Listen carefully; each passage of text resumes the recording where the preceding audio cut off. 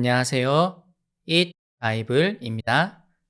오늘 말씀은 사사기 15장 9절에서 13절까지의 말씀입니다. 먼저 오늘 말씀을 읽겠습니다. 블레셋 사람들이 쳐 올라와서 유다 땅에 진을 치고는 레히 지방을 짓밟았다.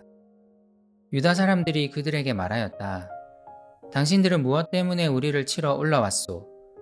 그들이 대답하였다. 삼손을 잡으러 왔소. 삼손이 우리에게 한 대로 우리도 그에게 갚아주겠소. 그래서 유다 사람 3,000명이 에단바이 동굴에 내려가서 삼손에게 말하였다. 블레셋 사람들이 우리를 지배하고 있다는 것을 당신은 잘 알지 않소. 그런데 당신이 어찌하여 우리에게 이런 일이 미치게 하오? 삼손이 그들에게 대답하였다. 그들이 나에게 한 대로 나도 그들에게 갚아주었을 뿐이오. 그러자 그들이 삼손에게 말하였다. 우리는 당신을 묶어 블레셋 사람들에게 넘겨주려고 왔소. 삼손이 그들에게 말하였다. 그렇다면 나를 죽이지 않겠다고 맹세하시오. 그들은 삼손에게 대답하였다. 결코 죽이지 않겠소. 우리는 당신을 묶어서 그들에게 넘겨만 주겠소. 결코 우리가 당신을 죽이지는 않겠소. 그리고 그들은 새 밧줄 2개로 그를 묶어서 바위 동굴에서 데리고 나왔다. 삼손 이야기는 참 기묘합니다. 삼손 이야기를 읽다 보면 삼손 당시의 이스라엘 백성들 중 그 누구도 삼손이 사사라는 사실을 알지 못하는 것 같습니다.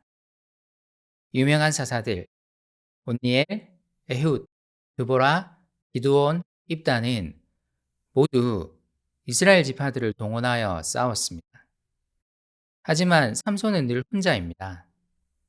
이스라엘 백성들은 영적 무지 상태에 빠져 하나님께서 자신들을 위해 보내신 사사를 알아보지 못하고 있습니다. 오늘 이야기는 이런 부분을 비교적 명확하게 보여줍니다.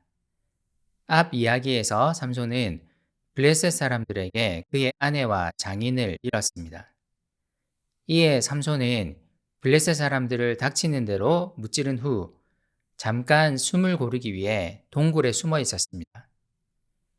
그리고 블레셋 사람들의 추격이 시작됩니다.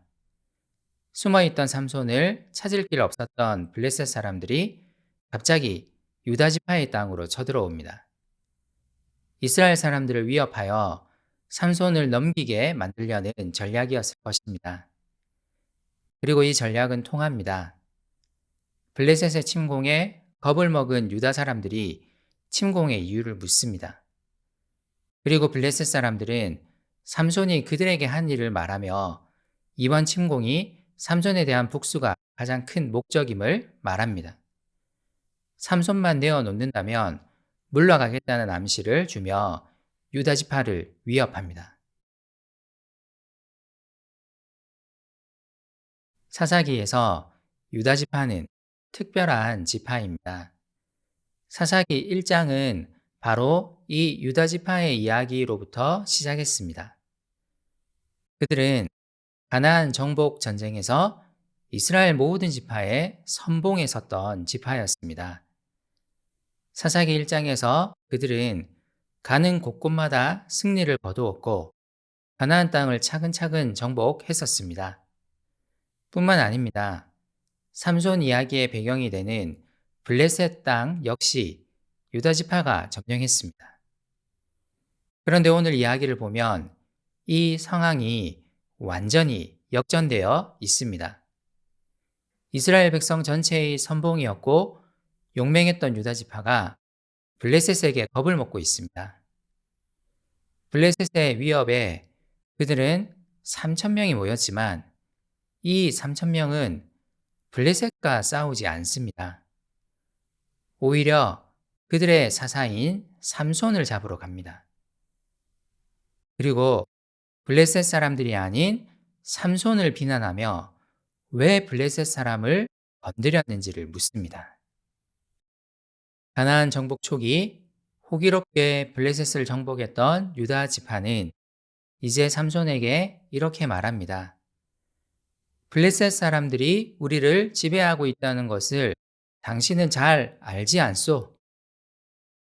그들은 사사들을 통해 끊임없이 그들을 구원하신 하나님을 경험했음에도 하나님이 아닌 블레셋이 자신들을 지배하고 있다고 말합니다. 그들은 하나님의 일하심에 대한 감각을 완전히 잃어버렸습니다. 하나님께서 자신들을 구원하시기 위해 삼손을 보내셨다는 것을 알지 못한 채 사사 삼손을 블레셋 사람들에게 넘겨주려고 합니다. 삼손 이야기는 한층 심화된 이스라엘의 영적 무지를 양껏 꼬집습니다. 삼손이 이미 블레셋 사람들을 한번 무찔렀음에도 그들은 삼손이 그들을 위한 사사임을 알지 못합니다.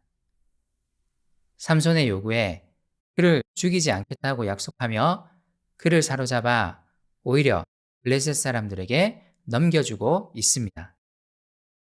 이로 인해 이스라엘의 사사 삼손은 또 혼자 고립됩니다. 오늘 이야기는 한층 심화된 이스라엘의 영적 무지를 꼬집습니다.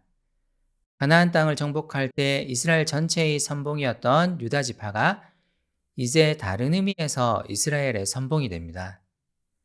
그들은 이제 그들을 위한 사사를 넘기는 것에 선봉이 되었습니다. 이 이야기는 오늘날의 우리를 향해서도 경고합니다. 주님을 향한 강한 신뢰와 믿음으로 출발했다 할지라도 하나님의 일하심에 대한 영적 감각이 점점 무뎌진다면 우리 역시 영적 무지의 상황에 놓이게 될 것입니다. 그러므로 일상에서 하나님을 만나는 훈련은 정말 중요합니다.